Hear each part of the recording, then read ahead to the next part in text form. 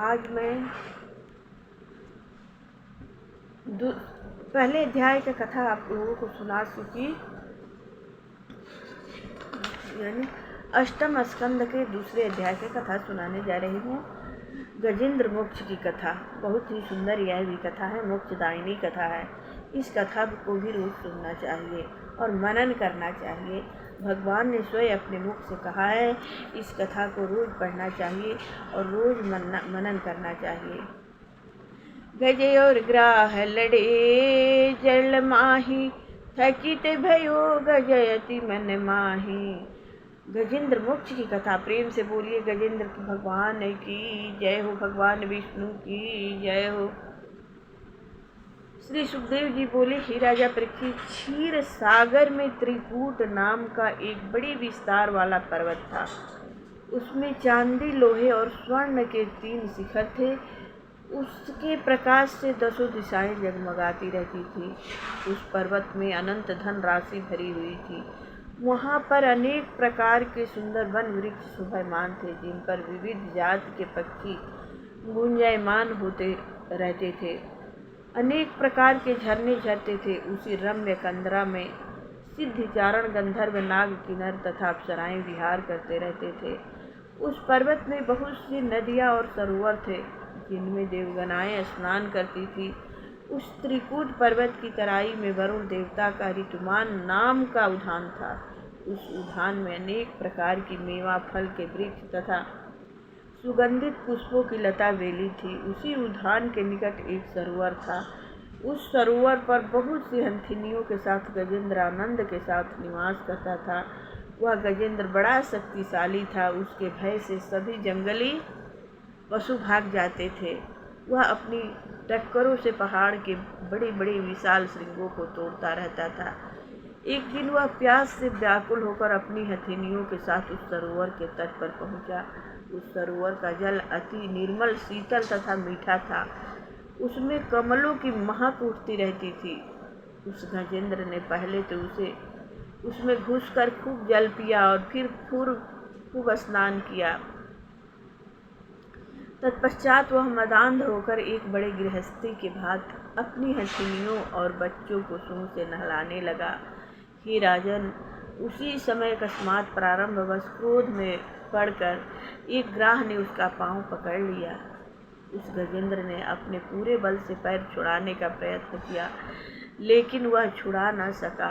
जब उस गजेंद्र की हथिनियों तथा बच्चों ने देखा कि एक बलवान ग्राह गजेंद्र को खींचे लिए जा रहा है, तब वे घबराकर चिघाड़ने लगे और उसको बचाने का प्रयत्न करने लगे, किंतु वे भी असमर्थ रहे। गजेंद्र अपनी पूरी शक्ति से ग्राह से युद्ध कर रहे थे।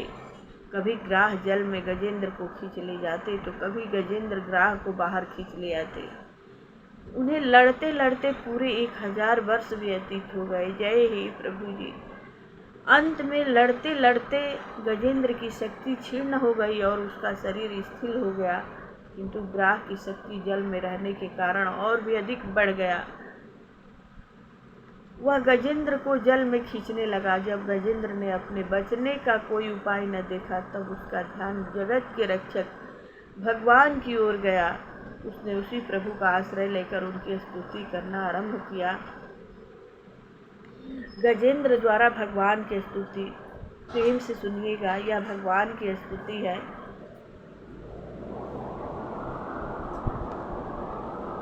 किन्नी स्तुति गजने भारी, धाये प्रभु तजि निज सवारी।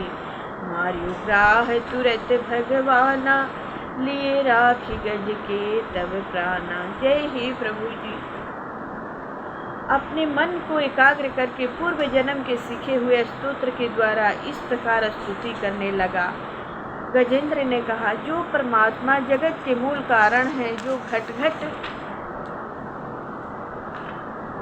वासी हैं, जो संसार को चेतन शक्ति देते हैं, उन्हें नमस्कार करता हूँ। जिनकी सत्ता से यह संसार प्रकट हुआ है, जो प्रकृति से परे स्वयं प्रकाश और विश्व के रचयिता है, जो समदर्शी हैं, जो सबके आधार हैं, किंतु उनका आधार कोई नहीं है, मैं उनको नमस्कार करता हूँ। जो प्रलय काल के घोर अंधकार से परे विराजमान रहते हैं, जिनकी लीलाओं का भेद कोई नहीं जानता है, जो सबकी रक्षा करते हैं, वे मेरी रक्षा करें। ज्ञानी पुरुष योग के द्वारा अपने अंतःकरण को शुद्ध करके जिनकी आराधना करते हैं, मैं उनको नमस्कार करता हूँ।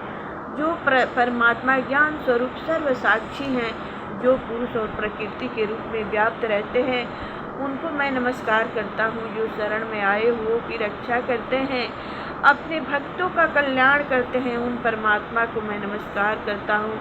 जो अर्थ धर्म काम मोक्ष को देने वाले हैं, जो अपने भक्तों की सदा रक्षा करते हैं, जो अविनाशी सर्वशक्तिमान तथा व्यापक है, उन आदि पुरुष परम ब्रह्मा की मैं स्तुति करता हूँ। जिनकी माया में ब्रह्म आदि देवता मोहित रहते हैं, जो भगवान न देवता है, न असुर है, न मनुष्य है, न पशु पक्षी है, न पुरुष है, न स्त्री है, वे गुण कर्म कार्य कारण रहित हैं, मेरे उद्धार के लिए प्रकट हो। जय हे प्रभु जी। मैं अपनी रक्षा के लिए उनका वाहन नहीं करता हूँ, किंतु इस अज्ञान अंधकार के आवरण को हटाने के लिए मैं उनका स्मरण करता हूँ। मैं अजन्मा विश्व के रचयिता ब्रह्मा को नमस्कार करता हूँ। सुखदेव जी बोले, राजन, जब गजेंद्र ने इस प्रकार भगवान की स्तुति की, तब सर्वदेवमय भगवान हरि तत्काल वहाँ प्रकट हो गए। जय प्रभु जी। गजेंद्र की स्तुति सुनकर गरुड़ पर सवार होकर चक्रपाणी भगवान शीघ्र ही वहाँ आए। उनके साथ देवता गण भी आए। सरोवर में महाशक्तिशाली ग्राह ने गजेंद्र को पकड़ रखा था। जब गजेंद्र ने देखा कि चक्रधारी भगवान श्री हरि गरुड़ पर सवार होकर आकाश में आ रहे हैं, तब उसने अपनी सूंड में कमल का एक अति सुंदर पुष्प लेकर उस ऊपर उठाया और बड़े कातर स्वर में बोला, नारायण जगत गुरु परमात्मा, आपको मेरा नमस्कार है।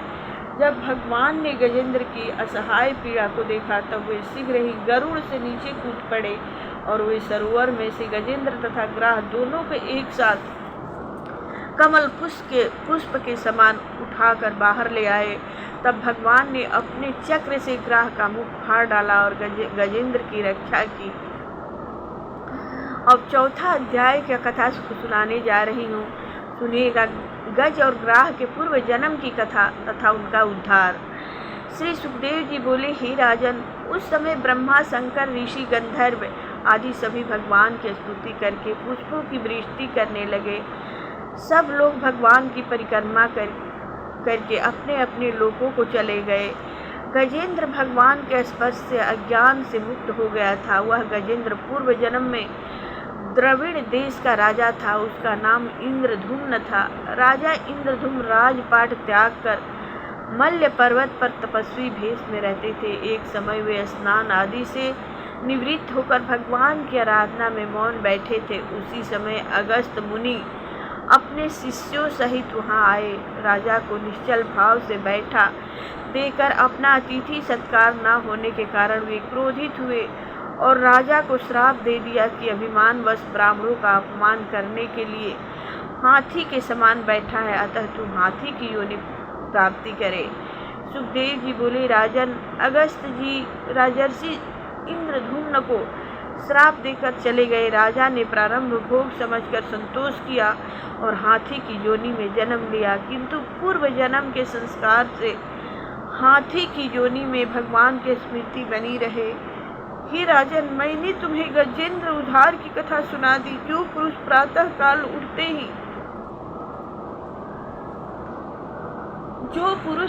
काल उठते ही पवित्र मन से इस गजेंद्र स्तुति का पाठ करता है, उसे भगवान की प्राप्ति होती है। उसके संपूर्ण दुख दूर हो जाते हैं। श्री भगवान ने प्रेम से सुनिएगा। श्री भगवान ने स्वयं कहा है कि जो पुरुष रात के पिछले पहर में उठकर एकाग्र चित्त से मेरा तथा गजेंद्र सरोवर, पर्वत, कंदरा, ब्रह्मा जी, शिव जी तथा मेरे निवास स्थान का, मेरे संपूर्ण आयुधों का तथा गरुड़, लक्ष्मी, देवर्षि, नारद, शंकर जी, भक्त प्रहलाद, मत्स्य, कच्छप, वराह आदि का स्मरण करता है, वह सब पापों से मुक्त हो जाता है। हे प्यारे गजेंद्र, जो ब्रह्म